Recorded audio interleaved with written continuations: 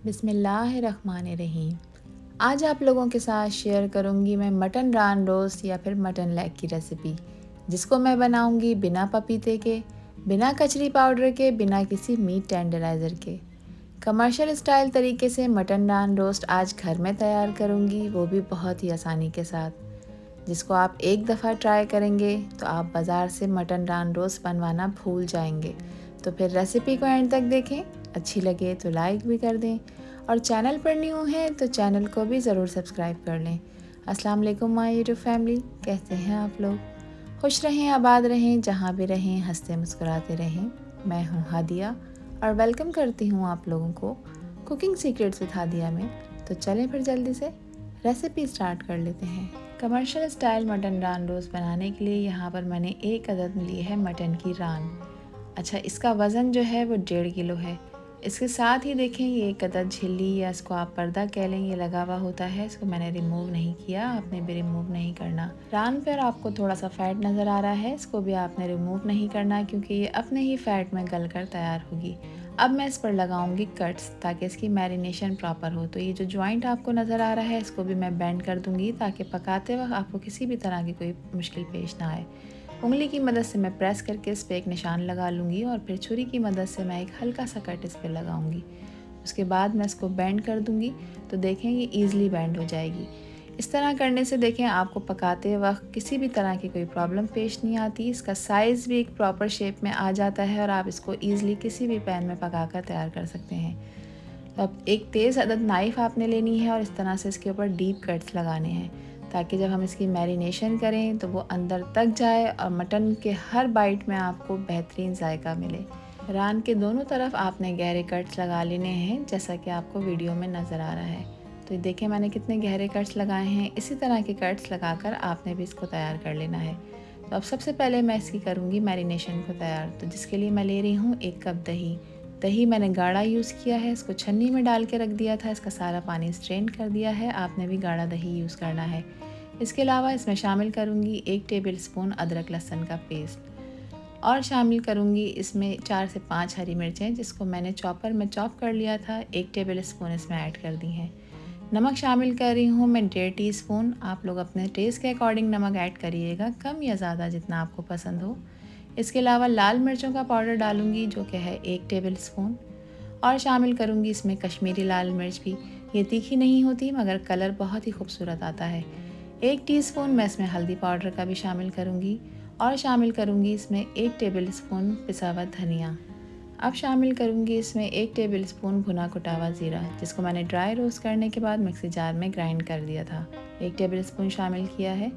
Half tea spoon इसमें गरम मसाला powder add करूँगी। हाफ़ टी स्पून से ज़्यादा आपने ऐड नहीं करना। 1 टीस्पून इसमें चाट मसाला ऐड करूँगी, इससे फ्लेवर बहुत ही ज़बरदस्त आएगा रान का।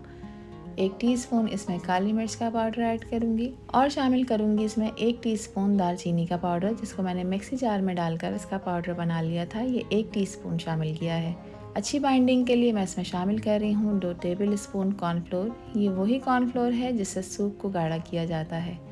अब गोश्त गलाने के लिए देखें ना मैं किसी मीट टेंडराइज़र का यूज़ कर रही हूँ ना ही पपीते का, बल्कि मैं इस्तेमाल कर रही हूँ लेमन जूस जो कि 1/4 कप है। लेमन जूस से जो ये मटन रान रोस्ट है ये बहुत अच्छी तरह से गल कर तैयार भी होगी। दूसरा ये कि इसका फ्लेवर बहुत ही ज़्यादा इन्हेंस हो जाएगा। तमाम चीज़ों को अच्छी तरह से मिक्स कर लेंगे ताकि सब चीज़ें आपस में वेल कंबाइन हो जाएँ। थोड़ा सा मुझे कलर इसमें कम लग रहा था तो यहाँ पर मैंने half tea spoon orange food colour भी ऐड किया है। इस स्टेप को आप स्किप भी कर सकते हैं, कोई इशू नहीं है। अच्छी तरह से मिक्स कर लेंगे तमाम चीज़ों को और देखें बेहतरीन सी मैरिनेशन हमारी तैयार हो चुकी है। रान पर जो हमने कट्स लगा कर रखे थे अब आपने ये मैरिनेशन इसके ऊपर अप्लाई करनी है और किस तरह अप्लाई करनी है वीडियो में आप स्टेप बाय स्टेप इसको फॉलो करिएगा तो आपको अच्छे रिजल्ट्स मिलेंगे। तो जितनी भी ये मैरिनेशन मैंने बनाकर तैयार करी है ये 1.5 किलो रान के लिए काफ़ी है। ये सारी की सारी आपने इसके ऊपर लगा देनी है। 10 मिनट तक आपने रान पे अच्छी तरह से इस मैरिनेशन को अप्लाई करना है। बेसिकली आपने रान को मसाज करना है ताकि जो भी हमने इसमें स्पाइसेस ऐड किए हैं वो इसके अंदर तक जाएं और इसके हर बाइट में आपको एक सा ही फ्लेवर मिले। ये ना हो कि जो मैरिनेशन हमने बनाई है वो सिर्फ इसके ऊपर ऊपर लगे और अंदर तक ना जाए। तो जो इसके डीप कट्स मैंने लगाए हैं उनको लगाने का भी यही मकसद है कि जब हम इस पर मसाला लगाएं तो वो इसके अंदर तक एब्जॉर्ब हो जाए। तो यहाँ पर देखिए मैंने बहुत अच्छी तरह से इसका मसाज कर दिया है। अब मैं इसको रेस्ट दूँगी। इसी स्टेप को आपने भी फॉलो करना है। अब आपने रेस्ट इसको किस तरह से देना है, हमने इसे ओवरनाइट फ्रिज में नहीं रखना, बल्कि कब तक रखना है, पूरे 24 घंटे के लिए, अगर आप चाहते हैं कि बेहतरीन रिजल्ट्स आपको मिलें। तो इसको पैक कर रही हूँ मैं क्लिंग रैप से। आप किसी कंटेनर वगैरह में भी इसको रख सकते हैं, बड़े साइज़ का कंटेनर आपको यूज़ करना पड़ेगा। अब मैं इसे 24 घंटे का रेस्ट दूँगी। 24 घंटे के लिए मैं इसे रेफ्रिजरेट करूँगी, जिससे इसका फ्लेवर बहुत ही अच्छा आएगा और ये प्रॉपर मैरिनेट भी हो जाएगी। 24 घंटे का टाइम इसको देना ज़रूरी है, क्योंकि इसमें हमने किसी भी तरह का मीट टेंडराइज़र यूज़ नहीं किया। 24 घंटे हो चुके हैं रान को मुझे मसाला लगाए हुए। अब क्लिंग रैप हटाएंगे और देख लेंगे कि इसकी मैरिनेशन कैसी हुई है। तो देखें माशाल्लाह से बहुत अच्छी तरह से मैरिनेट हो चुकी है। अब मैं इसको पकाऊंगी। अब इसको पकाने के लिए मैं एक अदद पैन में पानी लूँगी और इसमें इसको स्टीम करूँगी। तो यहाँ पर मैंने फॉइल पेपर यूज़ किया है, ताकि ये इसके अंदर प्रॉपर अच्छी तरह से पैक हो जाए, और फिर जब मैं इसको स्टीम करूँ तो ये प्रॉपर गल भी जाए। तो जो मेरी मैरिनेशन बच गई थी वो मैं इसके ऊपर अप्लाई कर रही हूँ, ताकि ये बहुत अच्छी तरह से चटपटी मसालेदार सी रान बनकर तैयार हो। फॉइल पेपर को मैंने कट कर लिया था, इसके ऊपर मैंने इसको अच्छी तरह से रैप कर दिया है, ताकि कहीं से भी इसका पानी और इसका जूस जो है वो रिलीज़ ना हो, और जो भी मसाले मैंने इसके ऊपर लगाए हैं वो इसी के अंदर रहें और उन्हीं मसालों में ये गलकर अच्छी तरह से तैयार हो जाए। तो अब इसको गलाने के लिए यहाँ पर मैंने एक अदद बड़े पतीले का यूज़ किया है, और इसमें मैं शामिल कर रही हूँ तकरीबन 15 से 16 कप पानी के। अब बेहतरीन खुशबू और जायके के लिए यहाँ पर मैं कुछ खड़े गरम मसाले ऐड कर रही हूँ, जिसमें 2 अदद हैं बड़ी इलायचियाँ, 5 अदद लौंगे हैं, 1 अदद बादियान का फूल है, 2 अदद हैं दालचीनी के स्टिक, 3 अदद तेज़पात के पत्ते हैं, और तकरीबन 5 से 6 अदद हैं सब्ज़ इलायचियाँ। तो ये तमाम चीज़ें हम पानी में ऐड कर देंगे। जब इस पानी में ये रान पकेगी तो इसका फ्लेवर जो है वो इसके अंदर तक जाएगा। 1 अदद सिल्वर का स्टैंड मैंने रख दिया है, और स्टैंड की हाइट इतनी होनी चाहिए कि वो पानी से तकरीबन 2 से 3 इंच ऊपर रहे, ताकि पकते वक्त जो पानी है वो रान के ऊपर ना आए। जो हमने मसाला लगाकर रान को रखा था वो मैंने स्टैंड के ऊपर रख दी है। अब आपने इसको हाई फ्लेम पे 3 से 4 मिनट तक बॉईल आने के लिए पकाना है। फिर उसके बाद आपने फ्लेम लो करना है और 2 घंटे तक रान को इसमें स्टीम करना है। 2 घंटे में ये प्रॉपर कुक हो जाएगी और बहुत अच्छी तरह से गल भी जाएगी। इसको कवर करेंगे, हाई फ्लेम पे बॉईल करेंगे, फिर फ्लेम लो करके इसको 2 घंटे का हम टाइम देंगे, ताकि अच्छी तरह से पक जाए। 2 घंटे हो चुके हैं।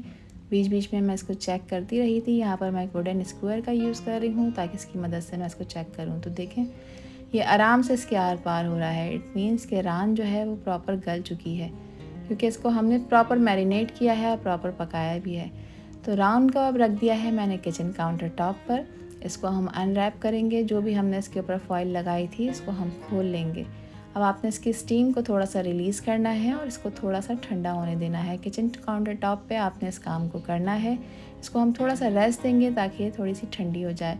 और देखें आप माशाल्लाह से ये बहुत अच्छी तरह से गल कर तैयार हो चुकी है। इसको मैंने मुख्तलिफ साइड से चेक करा है, तो ये सब जगह से प्रॉपरली टेंडर हो चुकी है।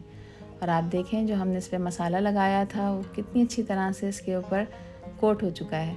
तो आप इसको एज़ इट इज़ भी जो है वो खाकर एंजॉय कर सकते हैं, मगर इसको प्रॉपर और एक कमर्शियल लुक देने के लिए मैं इसको करूँगी बेक। तो यहाँ पर मैं इसके ऊपर लगा रही हूँ ऑयल।